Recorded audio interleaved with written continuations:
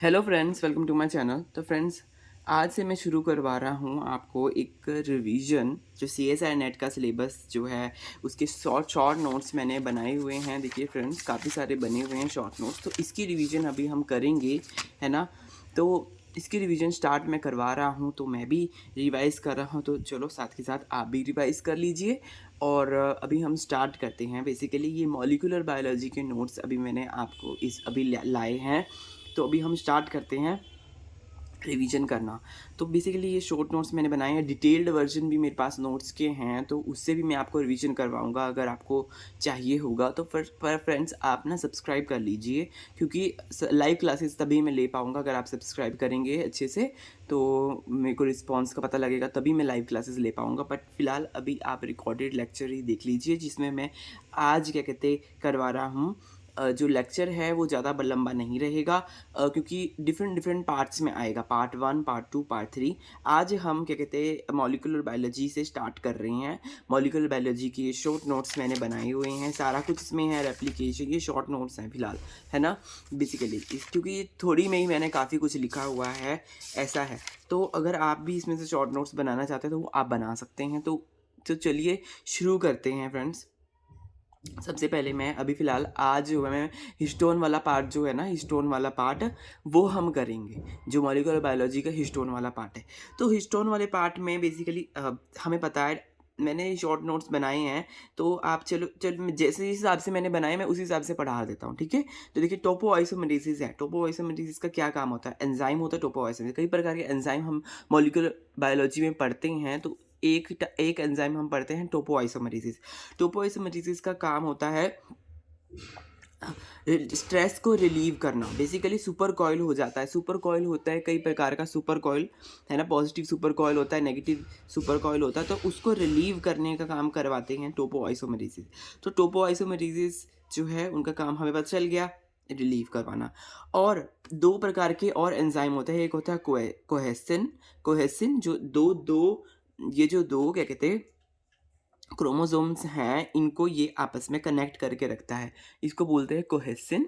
और जो एंजाइम दो और कंडेंसिन, कंडेंसिन बेसिकली ये जो क्रोमोसोम है, क्रोमोसोम को कंडेंस करता है, वो होता है कंडेंसिन, कंडेंस करने वाला। और इजी सेपरेशन की बात करें, अगर हमें ये कोहेसिन और कंडेंसिन नहीं चाहिए, क्योंकि सेपरेशन करवानी है, अगर सेपरेशन करवानी है तो इन दोनों एंजाइम्स की ज़रूरत नहीं है, क्योंकि एनाफेज के टाइम पर हमें सेपरेशन कराना होता है।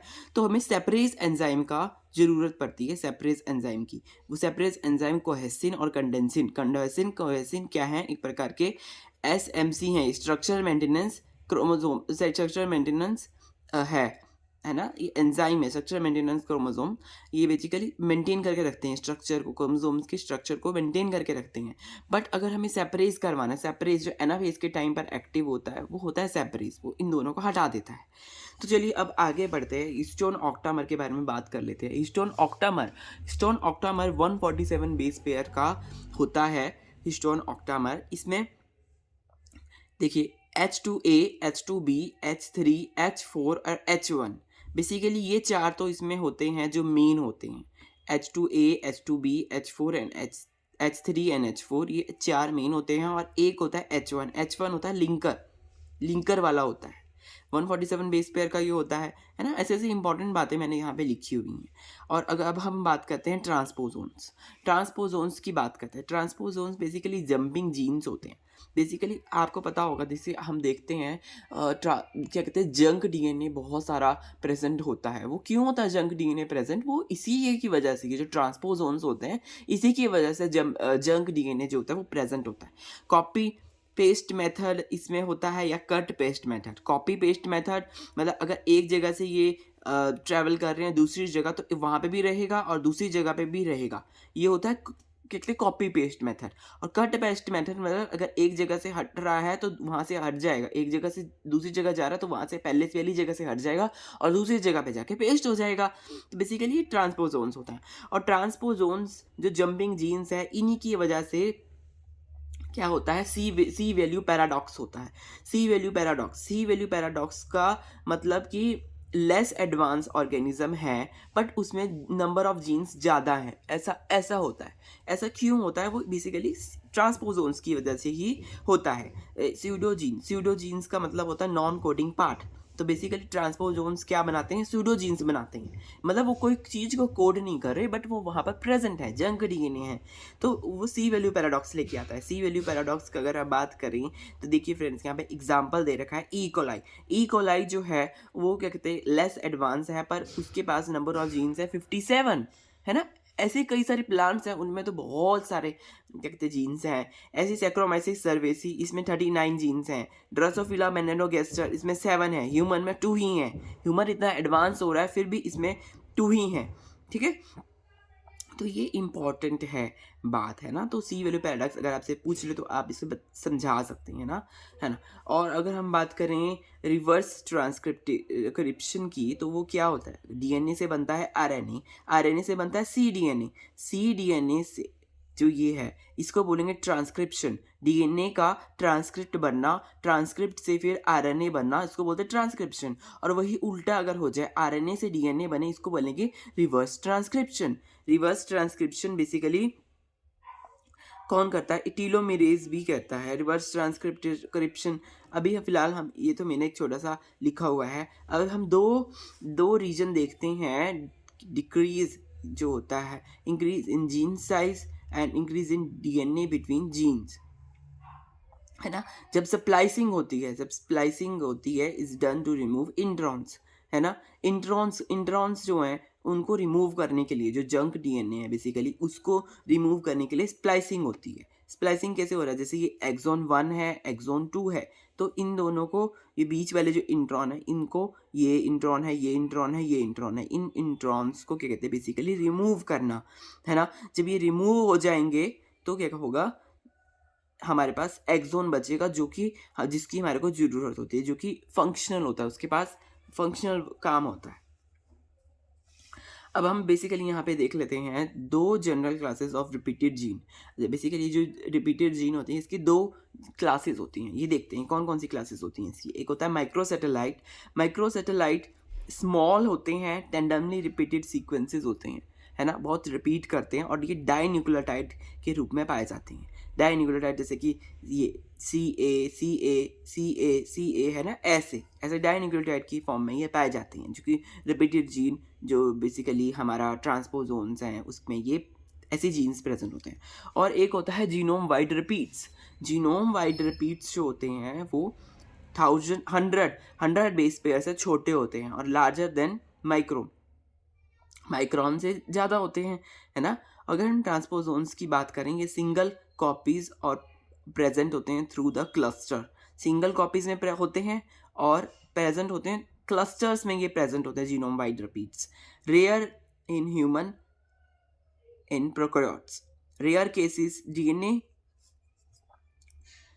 DNA integrates to genome. हाँ, अगर डीएनए इंटीग्रेट होगा तो स्यूडोजीन बनेगा। ये रेयर केस है, डीएनए जो है वो रेयर केस होता है कि डीएनए स्यूडोजीन बनाएगा। स्यूडोजीन क्या होता है? स्यूडोजीन बेसिकली ऐसा इंट्रॉन, लैक इंट्रॉन, जिसमें pseudogene lack intron, not part of mRNA, not have promoter sequence, start codon, stop codon। Basically उसमें ये सब होता ही नहीं है। जो pseudogene होता है उसमें प्रोमोटर नहीं होगा क्योंकि वो एक प्रकार से उसका कोई फंक्शन ही नहीं है ना। तो स्टार्ट कोडॉन, ट्रांसक्रिप्शन ही नहीं होगा, स्टार्ट कोडॉन नहीं होगा तो ट्रांसक्रिप्शन नहीं होगा, स्टॉप कोडॉन, तो ऐसे मतलब इसमें ट्रांसक्रिप्शन ही नहीं हो रहा। स्यूडोजीन में कुछ नहीं होता, ठीक है। नॉन कोडिंग जंक डीएनए है बेसिकली। क्या है? नॉन कोडिंग जंक डीएनए है स्यूडोजीन, है ना। स्यूडोजीन, तो स्यूडोजीन के बारे में आपको पता ही लग गया ना, ठीक है। लैक इंट्रॉन इसमें नहीं होते and not part of mRNA का ये पार्ट नहीं होता। और डोंट कोड फॉर प्रोटीन, किसी भी प्रोटीन को कोड नहीं करता। माइक्रो आरएनए, इसको माइक्रो आरएनए इसको बोल सकते हैं, माइक्रो आरएनए। अब आगे बढ़ते हैं यहाँ पर। बेसिकली अगर फ्रेंड्स आपको कुछ समझ नहीं आ रहा है तो आप कमेंट में पूछ सकते हैं। और फ्रेंड्स अभी हम क्या कहते हैं, और अगर आपको कुछ आपको इसमें मॉडिफाई करना है तो आप वो भी बता सकते हैं। इससे क्या होगा कि मुझे भी पता लगेगा और आपको भी पता लगेगा कि हाँ, सब्जेक्ट के बारे में, है ना।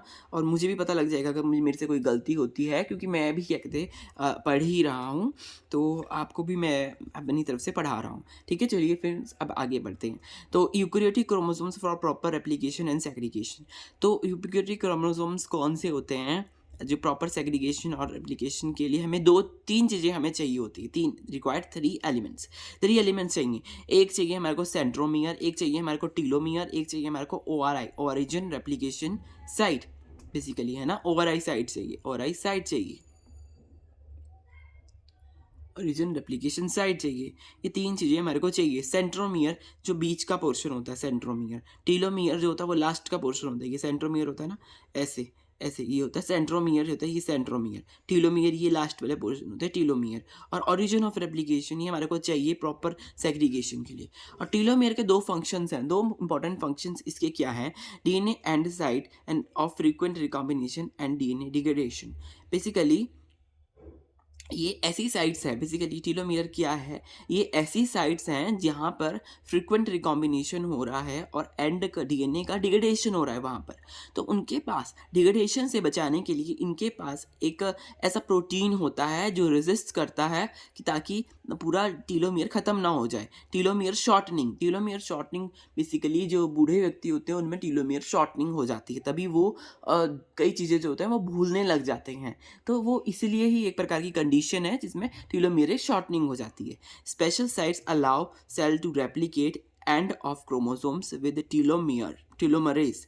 तो उनके पास एक एंजाइम होता है, स्पेशल साइट उनके पास होती हैं, है ना, टीलोमरेज एंजाइम से क्या होता है, वो एंड रेप्लिकेशन प्रॉब्लम जो होता है, जो एप्लीकेशन के लास्ट में जो प्रॉब्लम आती है, थोड़ा सा जो डीएनए होता है ना वो बच जाता है, वो वहाँ पे क्या कहते हैं वो नहीं बन पाता, रेप्लिकेशन उसका नहीं हो पाता, इतना सा बच जाता है।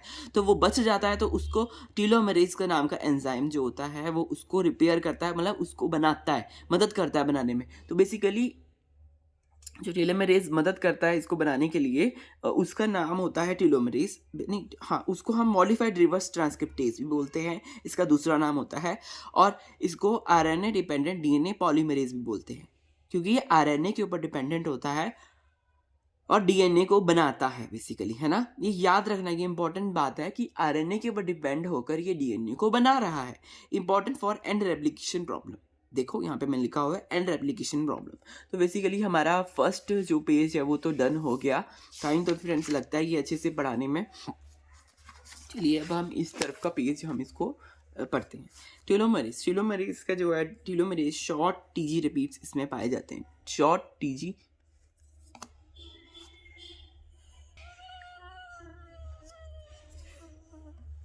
हाँ शॉर्ट टीजी रिपीट्स जो है इसमें पाए जाते हैं। बेसिकली ये देखिए 5 to 3 TAGGG ऐसा इसमें रिपीट पाया जाता है। और ह्यूमन में देखिए ऐसा होता है CCCTGG। तो ऐसे ही एक एंजाइम में रिपीट्स प्रेजेंट है,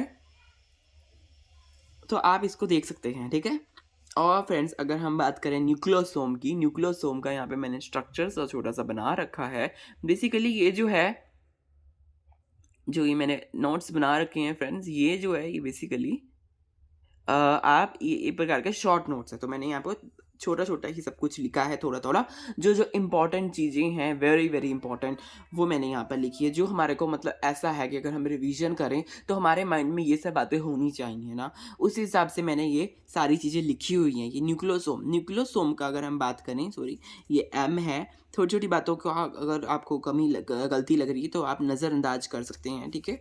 तो ये eukaryotes DNA pack into core of 8 histone की कोर में वो कोर होके वो पैक होता है, ऐसे ऐसा देखिए ऐसा स्ट्रक्चर बनता है। 8 हिस्टोन इसमें ऐसे पैक्ड हैं, देखिए ऐसे हिस्टोन, ऐसे इसमें डीएनए ऐसे कॉइल हो रहा है, हिस्टोन में हिस्टोन कोर है। इसको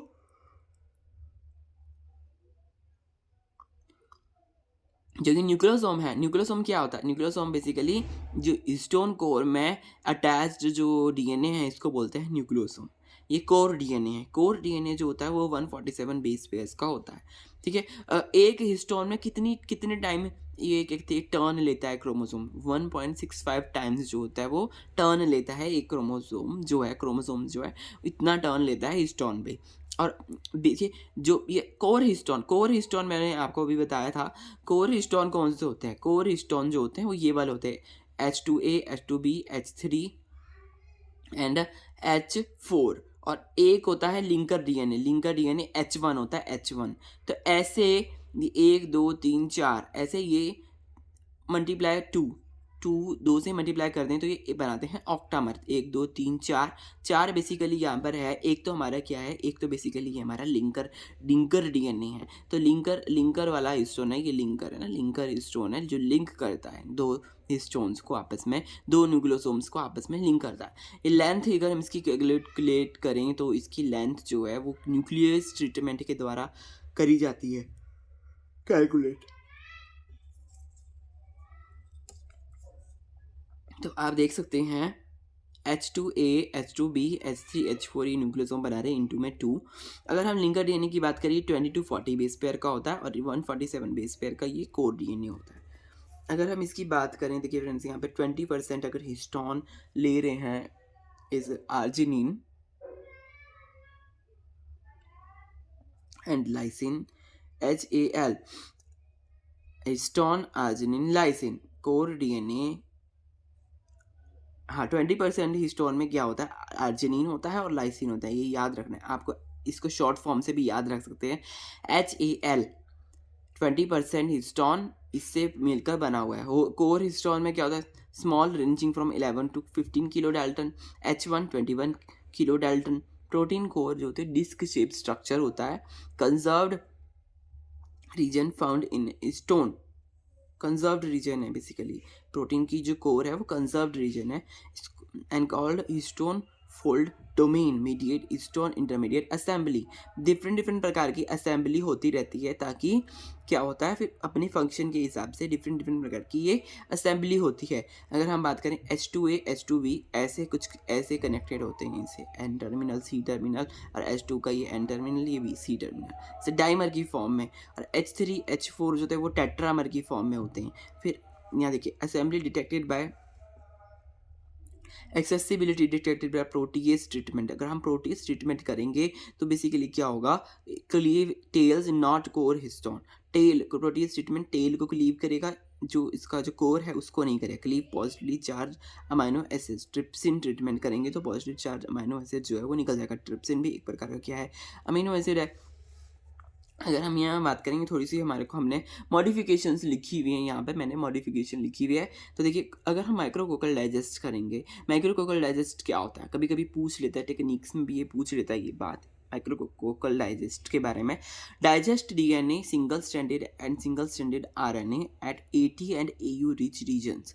AT और AU रिच रीजन्स में ये डीएनए सिंगल स्ट्रैंडेड डीएनए और सिंगल स्ट्रैंडेड आरएनए को डाइजेस्ट करता है। Also digest double stranded DNA or RNA making component of chromatin immunoprecipitation। Basically अगर हम माइक्रोकोल डाइजेस्ट करेंगे तो चिप बन जाएगा।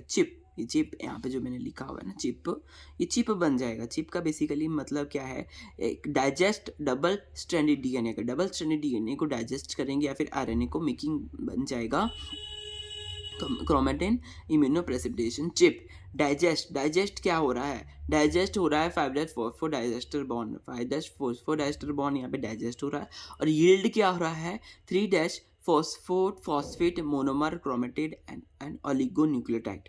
ठीक है, 3' phosphate monomer chromatid oligonucleotide required क्या है। बेसिकली माइक्रोकोकल डाइजेस्ट एक प्रकार की टेक्निक है। तो इसमें मैंने यहाँ पे लिखा हुआ है शॉर्ट में ये क्या डाइजेस्ट होता है, क्या यील्ड होता है, थोड़ा सा हम याद रख लेंगे तो कभी कभी अगर क्वेश्चन आ जाता है ना तो सही रहता है हमारे लिए। तो फ्रेंड्स अगर हम यहाँ बात करें रिक्वायरमेंट ऑब्वियसली यहाँ पर को फैक्टर की ज़रूरत है, जो कि को फैक्टर हमने कई बार पढ़ा ही होगा आपने भी कि जो को फैक्टर है कोबाल्ट 2 पॉजिटिव कई प्रकार हर जगह काम आता है, बहुत जगह ये काम आता है, हर जगह तो नहीं बहुत जगह ये काम आता है। तो इनहिबिटर है EDTA और EGTA। मॉडिफिकेशन की अगर बात करें, हिस्टोन जो है H3 है कंटेन 135 अमाइनो एसिड। हिस्टोन की मॉडिफिकेशन अगर हो रही है तो वहाँ पे 135 अमाइनो एसिड से वो है ना कंटेन करता है।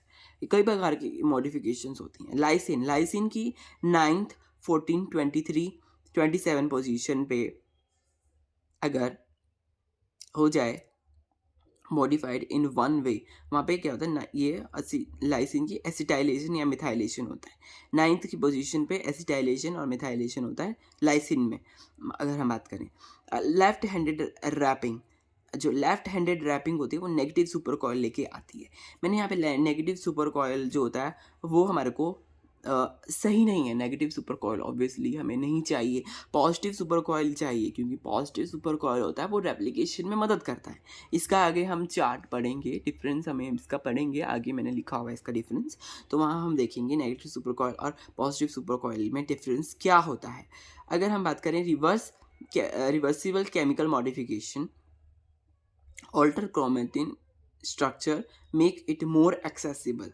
जो केमिकल मॉडिफिकेशन है बेसिकली हम यहाँ पे एक्सेसिबल बना रहे हैं। जो ये मॉडिफिकेशंस हैं, जो हिस्टोन में मॉडिफिकेशंस हो रही हैं, वो इसलिए हो रही है, जैसे अगर रेप्लिकेशन के टाइम पे हमारे को थोड़ा खुला चाहिए, रेप्लिकेशन के जब होता है वो ऐसे थोड़ी ना हो जाएगा। इतना टाइटली ये अरेंज्ड है, यहाँ पर आप देख सकते हैं कितना टाइटली ये स्टोन जो है वो अरेंज है, तो ये हमें थोड़ा लूज चाहिए, इसलिए यहाँ पे डिफरेंट मॉडिफिकेशंस हो रही हैं। और उन डिफरेंट मॉडिफिकेशंस का मतलब डिफरेंट होता है। किसी का मतलब डिग्रेडेशन होता है, किसी का मतलब अलग अलग प्रकार का लूजन अप होता है, ऐसे से कुछ एडिशन है, कोई सब्ट्रैक्शन, मतलब ऐसे ऐसी चीज़ें यहाँ पर पाई जा रही हैं। तो अगर हम बात करें एग्जाम्पल की अगर बात करें तो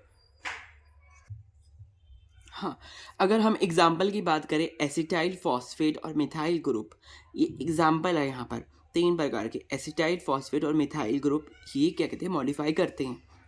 HAT हैट्स आपने पढ़ा ही होगा। हैट्स का मतलब होता है हिस्टोन एसिटाइल ट्रांसफरेज, ये मतलब यहाँ पर एसिटाइल का ट्रांसफ़र हो रहा है।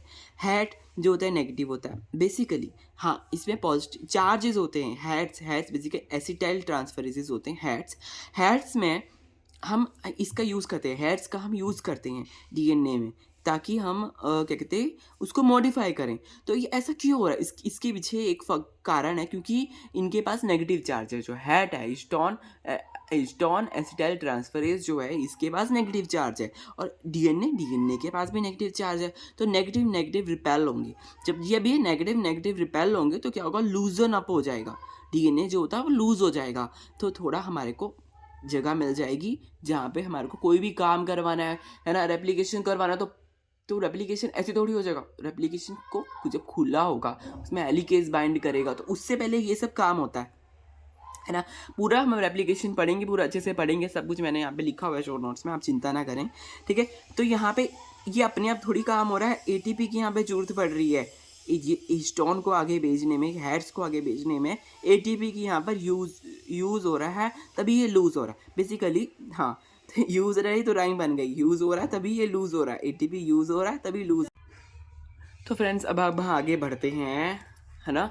तो यहाँ पे देखिए, मैंने ये थोड़ा सा टाइम लगता है ये फ्रेंड्स पढ़ाने में, अच्छे से मैं आपको पढ़ा रहा हूँ। देखिए कंडेंस डीएनए है, कंडेंस है, मैंने यहाँ पे थोड़ा खोल के आपको बताया, पूरा डायग्राम भी मैंने बना रखा है ना। सब कुछ मैंने यहाँ पे शॉर्ट नोट्स है। शॉर्ट नोट्स का मतलब ये नहीं है कि मैंने यहाँ पे आधी अधूरी इंफॉर्मेशन लिखी हुई है, मैंने पूरा अच्छे से प्रोसेस्ड करके दिमाग लगा के मैंने यहाँ पे लिखा हुआ है। जो मेन कंटेंट होता है बेसिकली, है ना, ये पेड कंटेंट ही है बेसिकली। मैंने भी जहाँ से पढ़ा है ये पेड कंटेंट से ही मैंने पढ़ा है। पहले मैंने पूरे नोट्स बनाए हैं, फिर उसके बाद मैंने शॉर्ट नोट्स बनाए हैं बेसिकली, है ना, क्योंकि मुझे भी रिवीजन करनी है। तो मैंने सोचा कि मैं आपको भी पढ़ाऊँ और खुद भी मेरी रिवीजन हो जाएगी। तो दैट्स द रीज़न मैं आपको पढ़ा रहा हूँ फ्रेंड्स। नहीं कि इनमें कुछ कमी है, कंटेंट में कभी कुछ कमी नहीं है। आप अच्छे से पढ़ेंगे, समझेंगे, है ना, तभी आपको अच्छा लगेगा, है ना। एक बार आप ट्राई ज़रूर करें समझना, है ना। तो आप भी इससे शॉर्ट नोट्स बना सकते हैं बेसिकली। अगर आपने कोई ऐसे पेड क्लासेस नहीं ली हैं तो आप इससे भी आप काम चला सकते हैं, ऐसा कुछ नहीं है, ठीक है। तो आप अगर मुझे करेंगे ना, अगर आप सब्सक्राइब करेंगे तो मैं आपका 1-on-1 भी ले सकता हूँ। मतलब 1-on-1 नहीं, मैं बेसिकली लाइव क्लासेस ले सकता हूँ। लाइव क्लासेस में क्या होता है, अगर आपको डाउट पूछेंगे तो भी मैं आपको समझाने की कोशिश करूँगा जितना मुझे, है ना, समझा पाऊँगा, है ना, उस हिसाब से है ये। इंटरेक्शन है बेसिकली इंटरेक्शन मैं करना चाहता हूँ अपने चैनल के माध्यम से। अगर अगर मेरे को भी कुछ समझ नहीं आया तो आप भी मुझे बता सकते हैं, अगर और मैं अपनी तरफ से कोशिश करूँगा कि मैं अच्छे से आपको समझा सकूँ, ठीक है। तो चलो अब हम आगे हम पढ़ते हैं। कंडेंस्ड डीएनए, देखिए कंडेंस यहाँ पर है ये न्यूक्लियोसोम, देखिए कितना कंडेंस है बेसिकली। यहाँ पे देखिए ये डीएनए रैप हो रखा है, ये बीच में हिस्टोन हिस्टोन हिस्टोन है, और ये डीएनए डीएनए डीएनए इसमें ऐसे ऐसे रैप हो रखा है। तो हमें ये ऐसे नहीं चाहिए, इसमें तो कुछ भी यहाँ पे हम कोई भी मॉडिफिकेशन इसमें मतलब इसमें कुछ भी हम कर नहीं सकते, रेप्लिकेशन नहीं कर सकते, कुछ भी हम कर नहीं सकते इसमें। तो हमें डीकंडेंस चाहिए। डीकंडेंस कब होता है? जब मॉडिफिकेशन होती है ना। और जैसे कि मैंने आपको बताया था डिफरेंट डिफरेंट मॉडिफिकेशन जो होती है उनका डिफरेंट डिफरेंट फंक्शन होता है, उनका डिफरेंट डिफरेंट काम होता है। ऐसे ही अगर हम बात करें H3 मॉडिफिकेशन की, H3 मॉडिफिकेशन हिस्टोन के H3 में मॉडिफिकेशन जो H3 वाला है ना, H3 कई प्रकार के यहाँ पे हिस्टोन है ना, H2A H2B H3 H4। तो H3 की हिस्टो मॉडिफिकेशन की हम बात कर रहे हैं, है ना। डिफरेंट मतलब इन 8 ऑक्टामर को मिलाकर वो बनता है ना हिस्टोन। तो उसमें H3 की क्या मॉडिफिकेशन होंगी जिससे कि हमारे को बेनिफिट होगा। तो बेसिकली अगर हम बात करें ये जो K है, लाइसिन के 9th पोजीशन पे अगर मिथाइलेशन होगा, ये मिथाइलेशन मैंने यहाँ पे लिखा हुआ है, M का मतलब मिथाइलेशन। लाइसिन 9 में M में मिथाइलेशन होगा तो क्या होगा? तो यहाँ पर साइलेंसिंग हो जाएगी, साइलेंसिंग हो जाएगी, है ना, साइलेंसिंग हो जाएगी। अगर हम यहाँ पे बात करेंगे 4 में मिथाइलेशन और 9 में एसिटाइलेशन होगा तो यहाँ पे एक्सप्रेशन होगा। और अगर बात करें यहाँ पे 14th पे, है ना, 14th पे, तो यहाँ पे एक्सप्रेशन होगा। अगर हम बात करें इन टेस्ट ट्यूब मोर सॉल्ट, अगर सॉल्ट की कंसनट्रेशन ज़्यादा है, सॉल्ट भी क्या कहते हैं उसको करता है nucleosome DNA forming 30 nanometer. Salt की कंसनट्रेशन ज़्यादा है तो वो भी मॉडिफाई करेगा क्या करेगा 30 नैनोमीटर उसको बना देगा, 30 नैनोमीटर का फाइबर उसमें बना देगा अगर ज़्यादा सॉल्ट की कंसनट्रेशन होगी। यहाँ आप देखिए H1 जो है लिंकर, ऐसे H1 इसमें लगा रहता है, लिंकर डीएनए जो होता है। हाँ, अब हम फ्रेंड्स थोड़ा यहाँ पे हम पढ़ लेते हैं यूक्रोमेटिन क्या है? यूक्रोमेटिन जहाँ पे higher level of gene expression है, heterochromatin limiting gene expression.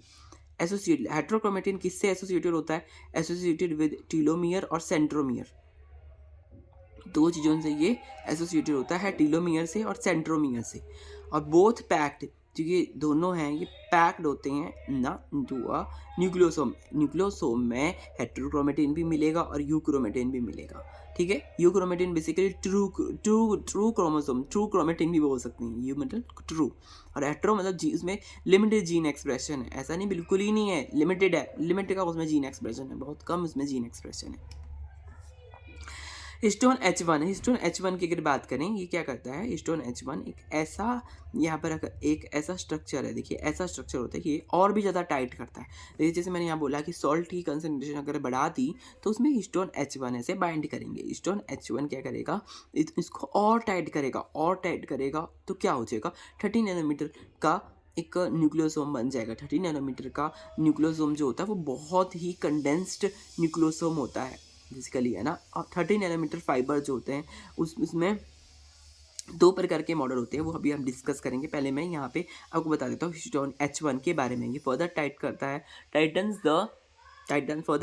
And DNA associated tight करता है बेसिकली, है ना। ऐसे बाउंड हो जाएगा H1। और ये देखिए ये हिस्टोन है और ये न्यूक्लियोसोम, बेसिकली न्यूक्लियोसोम है, हिस्टोन है, ये बीच वाला हिस्टोन है और इसमें यहाँ पे क्रोमोसोम प्रेजेंट है।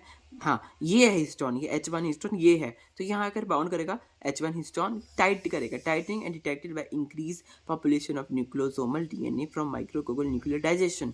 अगर हम इसका माइक्रोकोगल, हमें कैसे पता चला कि ये टाइटन हो गया? H1 ने करा, वो हमें इसलिए पता लगा क्योंकि माइक्रोकोकल डीएनए डाइजेशन करते हैं बेसिकली, इससे हमें पता लगता है।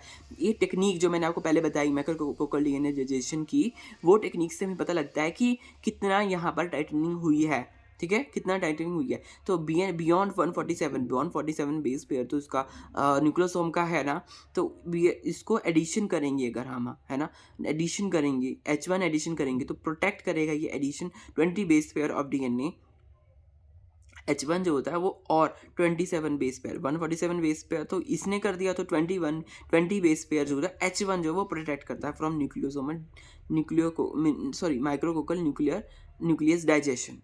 तो इसके अलावा हाँ, तो बेसिकली हमें कैसे पता चल रहा है कि यहाँ पे हिस्टोन ऐड हुआ, क्योंकि वो प्रोटेक्ट कर रहा है कि जो डाइजेशन होता है, माइक्रोकोकल न्यूक्लियर डाइजेशन होता है उसको, और 20 बेस पेयर एक्स्ट्रा वो हेल्प कर रहा है, उसको ख़त्म नहीं होने दे रहा बेसिकली। हम यहाँ पे अब मॉडल की बात कर लेते हैं। दो प्रकार के यहाँ पे मॉडल होते हैं, ऑल्टरनेट मॉडल होते हैं, zigzag alternate model, zigzag model होता है। दो मॉडल होता है बेसिकली 30 नैनोमीटर में, तो 30 नैनोमीटर को जो फाइबर होता है उसके दो मॉडल होते हैं, एक होता है सॉलिनॉइड मॉडल और एक होता है जिगजैग मॉडल। सॉलिनॉइड मॉडल जो होता है उसमें लिंकर डीएनए, जो मैंने यहाँ पे सिर्फ मेन बात लिखी हुई है, जो इंपॉर्टेंट बात लिखी हुई है, ऐसा सब कुछ ही मैंने यहाँ पे लिखा हुआ।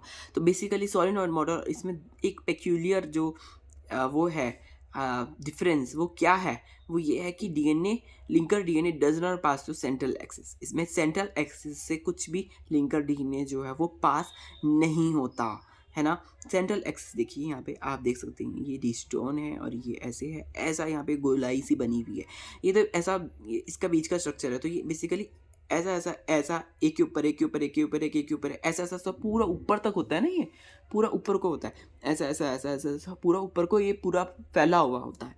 तो ऐसे लिंकर डीएनए जो है वहाँ पर वो क्या कहते हैं, वहाँ पे सेंट्रल एक्सिस से पास नहीं होता है सॉलिनॉइड मॉडल में, और वहीं जिगजैग मॉडल में वो लिंकर डीएनए सेंट्रल एक्सिस से पास होता है।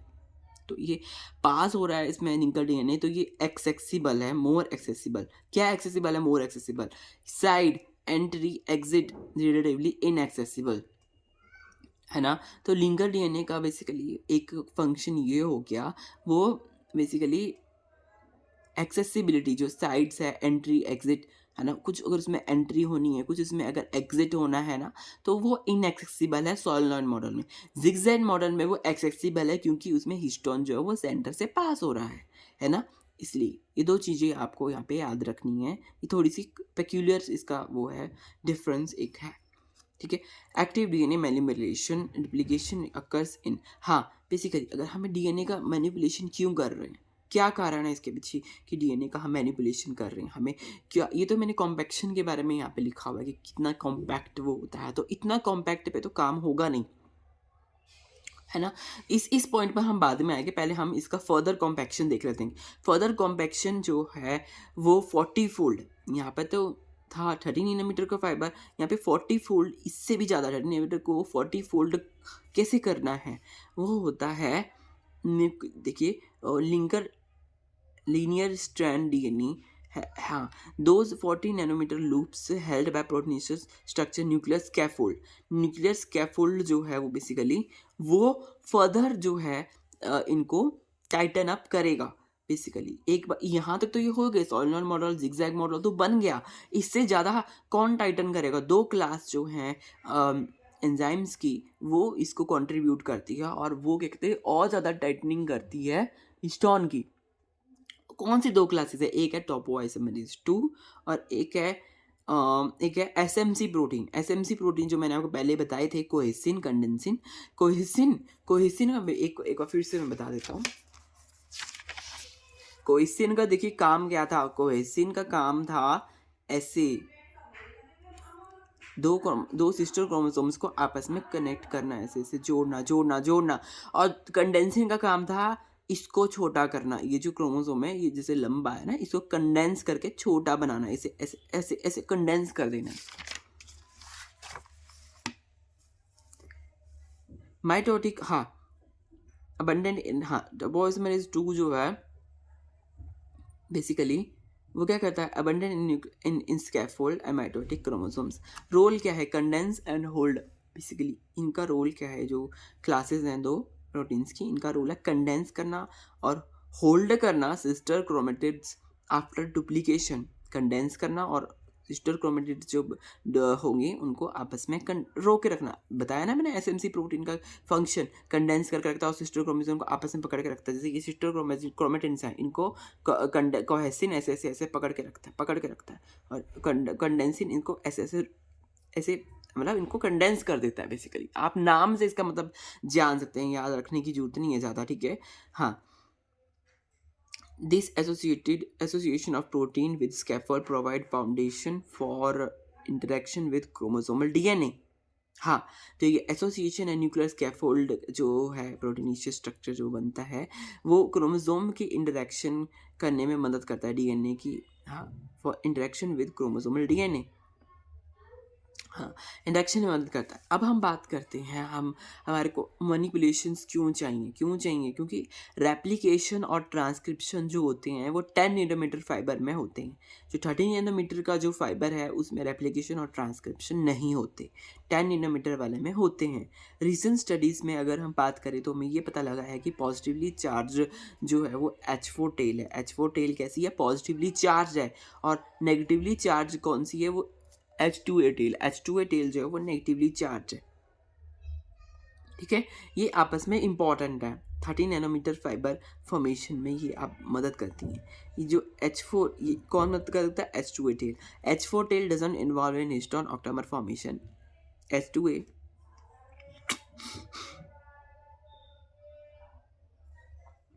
because region of H2A conserved to mediate a nucleosomal interaction with H4.